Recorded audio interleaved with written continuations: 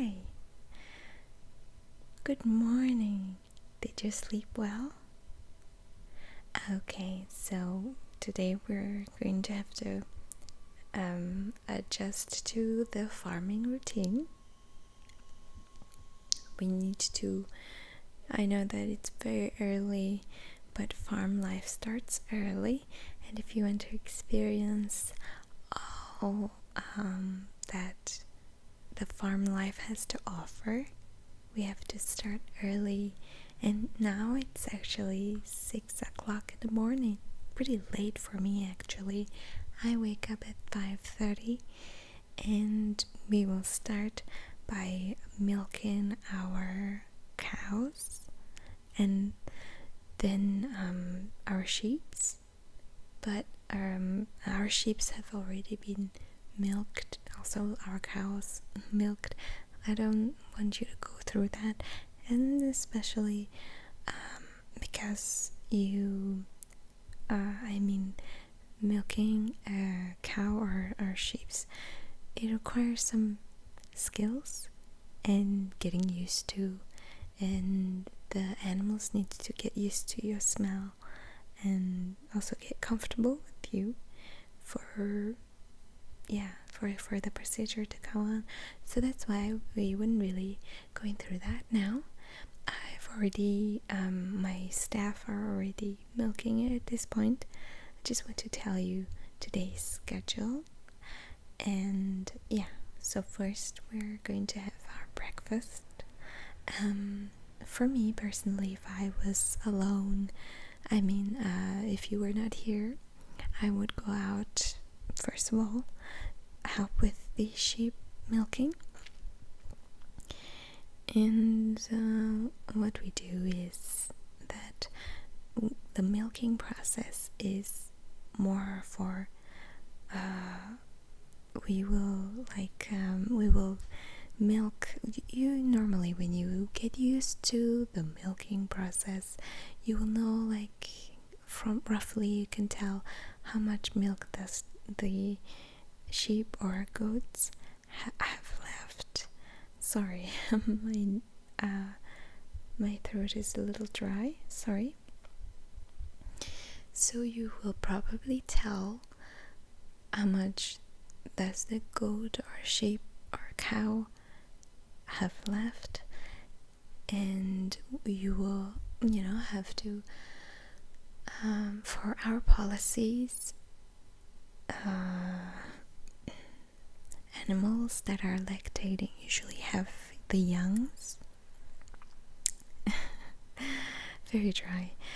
I just woke up also. So they will have their youngs. We will leave about 50% of the milk for the youngs to drink. Usually what ends up if we don't milk the animal is they produce more than what the youngs can drink, and it's not healthy. It's just not a healthy thing for the animal to go through. It ends up bleeding or squirting out the milk that are unused. So it's just like human, so we have to milk it. So 50% of the milk produced, and we leave plenty for the youngs to drink. So first thing we do, I help with the staff for milking.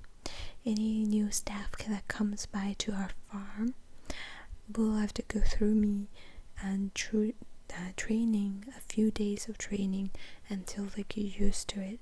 And there are incidents if you're not used to the animals' behavior, the way they move, it gets a little difficult to milk it, because they may, they're just animal after all.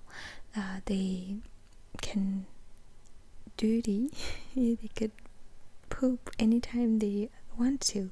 So when you're milking it right near the rear end area, they may poop onto the milk jug, and then you end up having all this. It's not usable after, and it's such a waste to throw away milk that the young could have had. So we have signals, we have we have a lot of training that we have to go through when we milk our cows, and especially for cows we have to be really gentle. You have to understand the particular animal's taste, like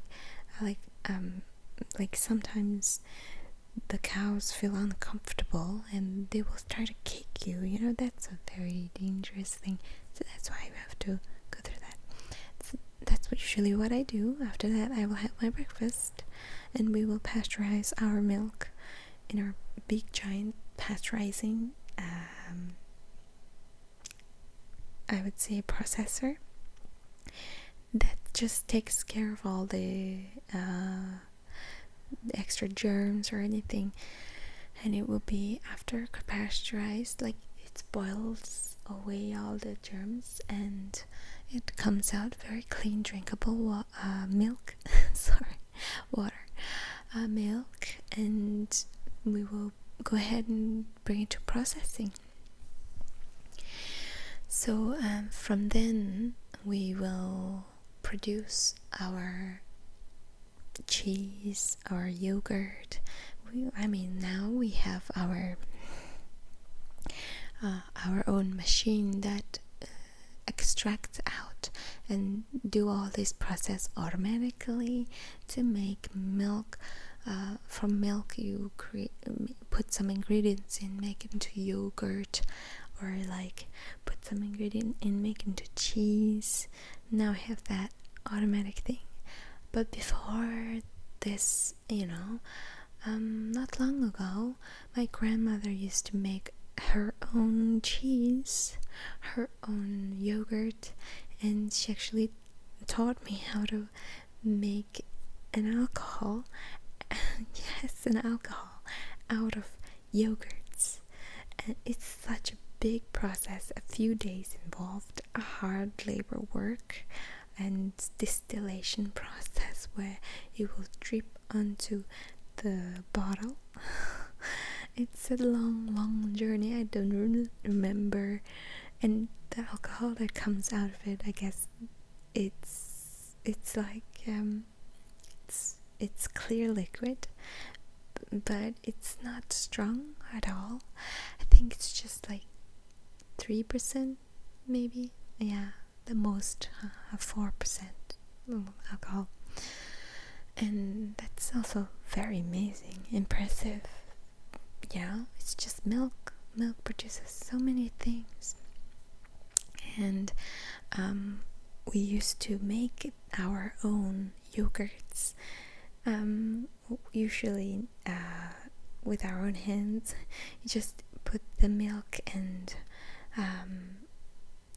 leave it aside, put some more yogurt actually into the milk, and then leave it aside, separate. And that's a lot of processes involved in it. And also cheese is similar process, but one thing I remember is you put it in a cheesecloth when it's separated type of thing, and then the thick materials in the milk will separate from the liquid materials. So the water inside, liquid water, will come out of the cheesecloth when you wrap it up in the cheesecloth.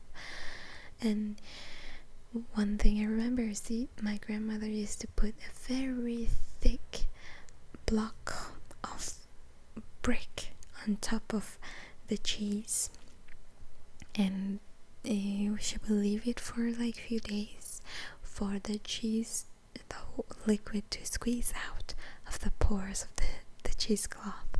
And then what ends up is, then she will take it out and dry under the sun, and it will be an edible, delicious cheese. So that's a lot of process. Anyway, after this we're going to have a breakfast, and I'm going to give you homemade cheese and bread. Yeah, and we're gonna have nice hot tea and just enjoy the first meal of the day. We like to have a good breakfast here in the farm because we have a lot of things to do. And after the breakfast session, I plan to go out to the vegetable farms section because we have our own vegetable in-house greenhouse. And we have our seasonal crops coming up. We have potato crops that needs to be digged up. It's ready, and good thing is potatoes that can come out exactly the same time as our carrots. We have like a pretty big space, and we could probably pile up potato sack, like I would say about 3 potato sacks full of potatoes, and that will help us feed our staff and feed our like save some potatoes for maybe sell some of them. That's so potatoes are like that. And we also have carrots, a lot of carrots, and luckily this season our carrots have plumped up and ready to pluck at the same time as our potatoes. We planted in such ways that there's a harvest period that we can just harvest it anytime, and when the things are ready. So carrots are pretty much like only about half a potato sack type of thing. Like that's pretty a lot for us because we don't really eat that much carrot. We're not rabbits. And it's a really good quality carrot that we have to dig up. But when we take out from the soil, we have to be very careful with trying not to disturb the unseasoned other vegetables that we have in the land itself. So there are rotational vegetables. So what we're going to take is a few of the rows of carrots and a few of the rows of potatoes. Potatoes are more versatile, that's why it grows very fast, rather fast. And carrots are a bit tricky, but it's still root vegetable, easy to grow whenever it's a good condition. So we're going to take the carrots, and also there's some onions we have to pick, and we have quite a lot of onions. I want to sell some of them. It's a really good type of onion. It's white onion. We don't have red onion, and we don't have garlic anyway. So obviously we will have to pick up some herbs from our herb garden, which is not at the planting site. It's at the other side. And also after that and some cabbages also, because we have a lot of things that we like sustain our own selves in this farm. And our cabbages are ready to take out. I planted some kale this year. Harvest is a lot better because I have this new soil that I use that is like very good fertile soil, and it has some good volcanic ash in it. I don't know, like it just helps. I don't use any type of fertilizer, like bad fertilizers or anything. I use some kind of earthly fertilizers, like not fecal matters or anything like that. It's something that is like old vegetables, some vegetables that I have want to throw it out I put it as a fertilizer, which works really well. Good. So yeah, so we're gonna have to, I planted out, I'm pretty excited with to pluck up the kales that I have in my garden. Green gardens, it's separate from the root garden near it, but a few sections of it I have planted some rhubarb and kale. We need to pluck up that, and some like lettuce, you know. I think that one of them is butterhead. I need to pluck out. Yeah, romaine lettuce and butterhead. I don't have spinach because it's really easy to die. So yeah, it's easy to buy anyways. So yeah, so we're gonna pick those up and we're gonna prepare for lunch. And as you know, we have plenty of staff, and as me myself as a head of this farm, I'm very responsible for their food, for a lot of things, accommodations, all my staff's needs. That has to go through me because they live here, and they actually rotate. Yeah, 7 days here, 7 days home, something like that. So yeah, and after the green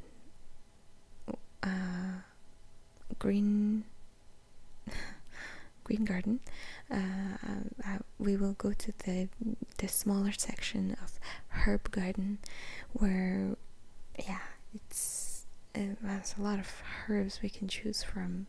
The good thing about growing your own herbs is it's cheap, and you just cut whatever you need, and it will grow back up in no time. I mean, if the soil and conditions are correct, it will grow anytime.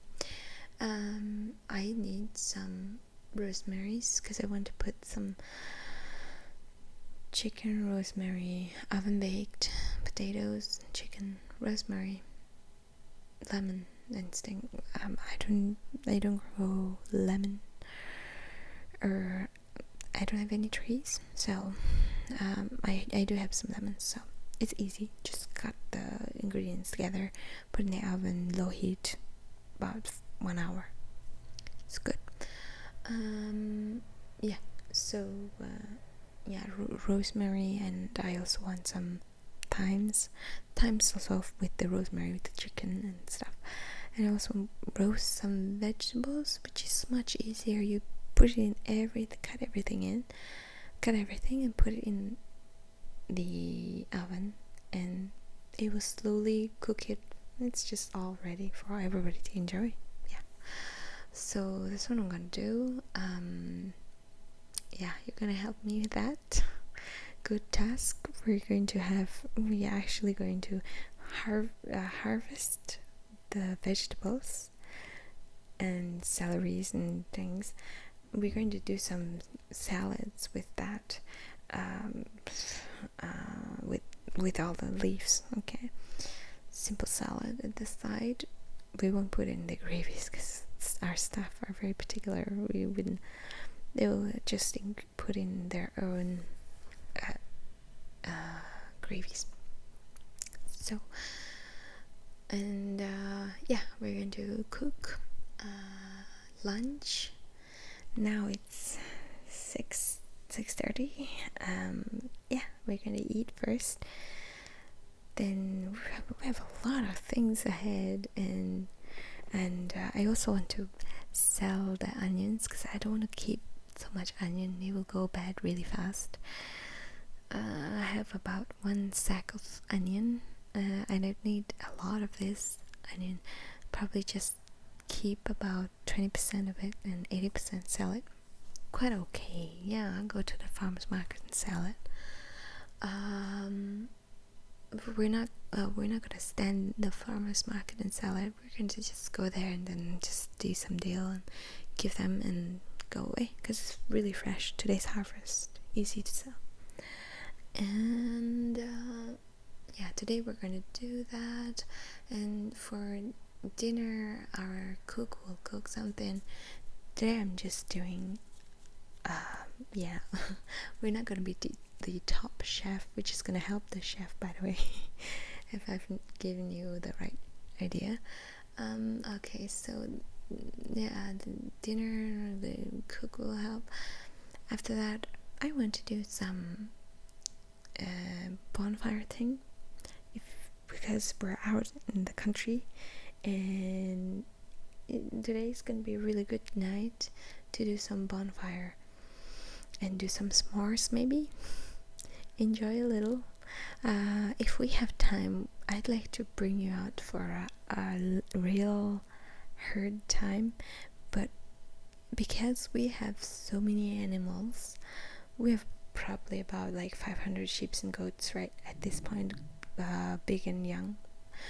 And for cows, we have like 125, sorry, 215, sorry, cows and bulls and calves all together. And what we do is we graze the cows. Means that the cows will go to eat the graze. We want the cows to eat fresh grass every day, so they will go further and further to the other directions when they have the permission to graze that area. Pretty hard these days, but last time it was just like anywhere you go, the cows can eat anything they want. I guess it's just the idea to deal with the doo-doos, whichever. Okay, so yeah, what we do is we bring out the cows and bulls, because adults go, and the youngs all go. Cows go together, young cows. We're not really bringing them out for grazing, they're just trying out. We don't want to mix the young and the old together, because the youngs tend to distract the adults and the mothers, mom and dads, like it's too much energy for the adults. So we were like a daycare center for the cows. They don't really eat the grass yet. It depends. If they're a bit older, they can eat the grass, but if they're really young, they just like to play around outside in the sun. So we played them out for a while, and we have like now this year we have a really good calf reproduction was pretty good today. At this point is 41 calves. 41, which is really good, and they're really healthy, happy. The youngest one is about 2 weeks old, but can run around, be happy. Yeah, so that's okay. So that's what they separate and go. Sheeps, we have also sheep and goats. The youngs go alone, and the adult sheep and goats themselves are also always supervised with our staff of herders. They herd, and sheep and goats can go together because they're like unit. Baby sheep and goat go together because they're like also unit, but mostly they don't really eat the grass. Also, again, they're just for fun and enjoy the sunlight and do some energy, jump around a little, They're very active, by the way, the young sheep and goats. I realized that over the years, young goats, right, baby goats, they are very, very naughty. They're such a naughty, jumping like jokesters. Sometimes I couldn't deal with them because they're just running around and then try to try to like hit me with their horns, and like, but they don't have any horns. And they're just try to make like trying to make me play with them and jump around and trying to make me catch them like they're little puppies, really like little puppies. And yeah, it's like they're little devils. So usually what I do is I let sheeps and goats, baby sheeps and goats, about, wow, they reproduce pretty well. Often we have twins. So like we have about 100 sheeps and goats altogether, which is okay. Yeah, okay. And the youngest one would be like a few days old. We wouldn't bring the a few days old out. They need to rest at home. They have their nursers. We have the mother's milk, just like human. We will let the young take some vitamins for that, good for their bones and stuff, you know. That's like nursing. So that's what we do. Usually when I have new hire, I will send the new hire with the baby goats and baby sheeps with another colleague that is experienced to teach them exactly what they do and how they go about. I wouldn't leave them out to herd them when they're new hires, like the first day. No way. Because especially the youngsters are really, really active. They need a lot of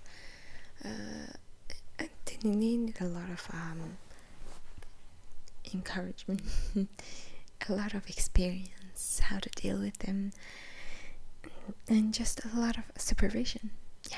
So yeah, today we're not gonna do that, but if we have time, I could show you the goats and sheeps, baby sheeps and goats, just to show you how they behave. You can have fun a little, and that's what farming is usually all about. And it's mostly about teamwork. It's about community, surviving within a community, learning from each other. Really like the old ancient ways. It's very nice to live in a farm, although we don't have the advanced technology, Wi-Fi, all this interesting things. It's really fulfilling, because at the end of the day you are in charge of all these animals, and you're in charge of all these babies, animals, and it's very fulfilling to see the babies. Okay, by the way, after milking, I haven't mentioned to you, after milking the sheep and goats and cows in the morning, before the grazing time, herding time, we let the youngs go to their mothers and nibble, also have their breakfast. Also, they will nibble about like I will give them about like 30 minutes to 1 hour, just depending. If they're still nibbling, I will just leave them to nibble, and until they're finished drinking. And after that, you could tell they don't really have interest in drinking milk anymore. They will start fidgeting, they will start jumping around. That's when you know, like, okay, time for exercise. Then you wait a little, then you go out for exercise. That's what you do. And it's very fulfilling, farming life. Yeah, it's because you are completely sustained by farming.